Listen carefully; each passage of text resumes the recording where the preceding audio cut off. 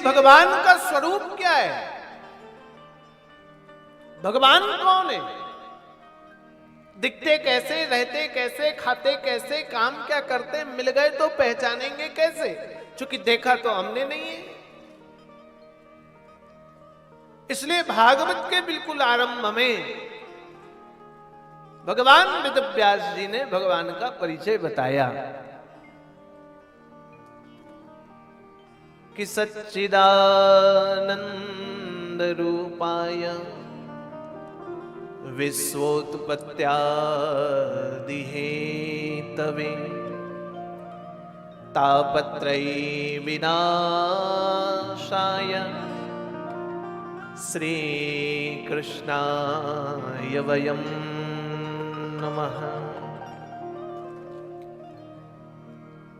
सबसे पहले भगवान है कौन, उनका नाम क्या? बिल्कुल ध्यान देकर समझना। जो इस बात को समझ गया वो भागवत समझ जाएगा।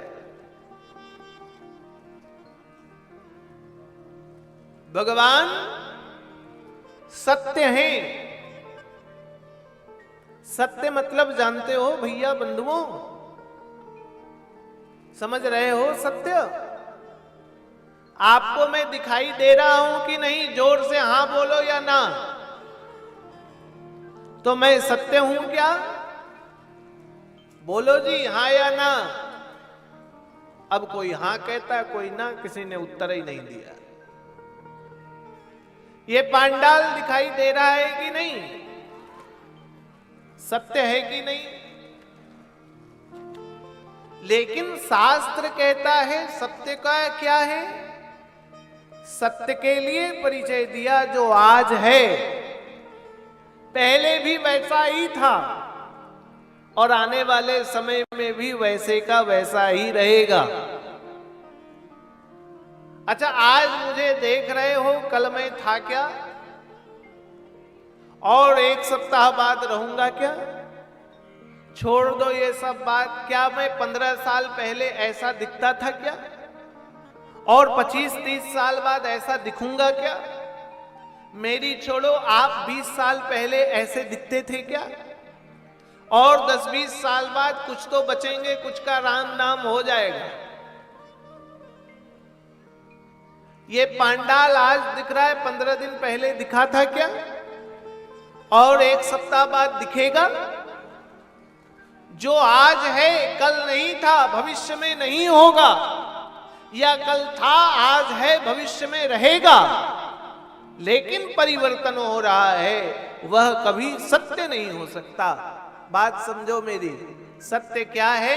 जो कल भी वैसा था, आज भी वही है और आने वाले समय में भी वैसा ही रहेगा। वह सत्य कौन है? तो गोविंद। दूसरा कहा सच्चिदानंद रूपाय। भगवान सत्य है, दूसरा चैतन्य है। ध्यान देना बंधुओं, जिसको जाना हो प्रेम से चले जाना, कोई दिक्कत नहीं है। जितनी कम कथा सुनोगे हमारा ही फायदा।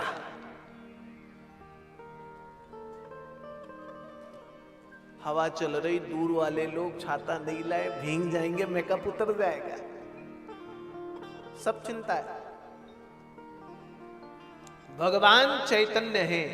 चैतन्य का मतलब जो आपके पास वही मेरे पास, जो मेरे पास वही आपके घर में, जो आपके घर में वही हमारे आश्रम में। कोई चेंज नहीं है।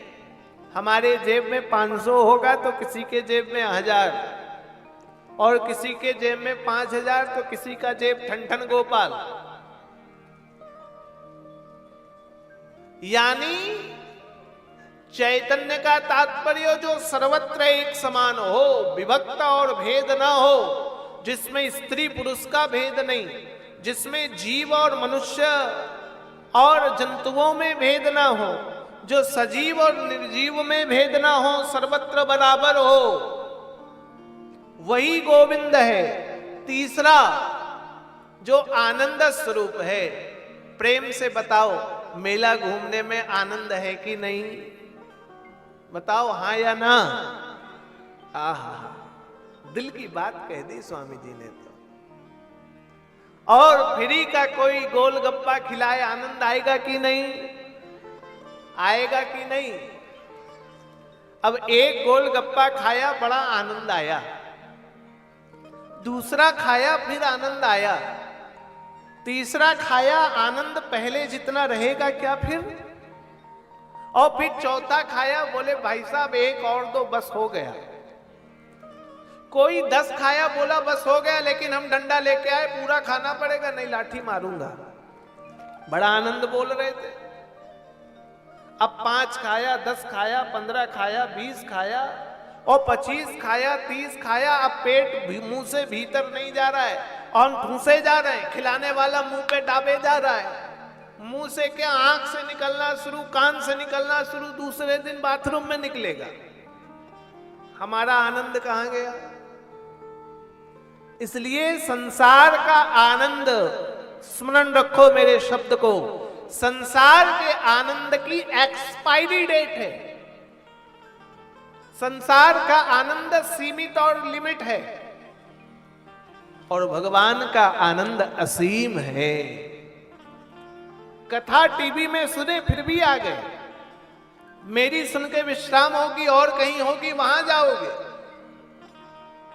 भगवान की कथा सदैव आनंद है। इसलिए स्मरण रखो मेरी बात को, जो आनंद घन है, जो चैतन्य घन है और जो सत्य रूप है, वही परमात्मा है। उसी का नाम सच्चिदानंद है। सच्चिदानंद रूपाय विश्वोत्पत्त्यादि हेतवे। कान खोलकर सुन लो भगवान का काम। पहला काम भगवान का विश्व की उत्पत्ति करना। दूसरा भगवान का काम विश्व का पालन करना। तीसरा भगवान का काम विश्व का संहार कर देना। तापत्रयी विनाशाय, ऐसा कहा है। श्री कृष्णाय वयम नुमः, हमारे बेटे की शादी करवाना भगवान का काम है क्या? हमारे छत में प्रधानमंत्री आवास पास नहीं हुआ, उसको पास कराना भगवान का काम? सासू मां हमसे बहुत चिढ़ती, उसको राम नाम सत्य करवाने का काम भगवान का? सब अपने कर्म पर। इसलिए विश्व का उत्पत्ति, विश्व का पालन और विश्व का विनाश ऐसा कौन करता है?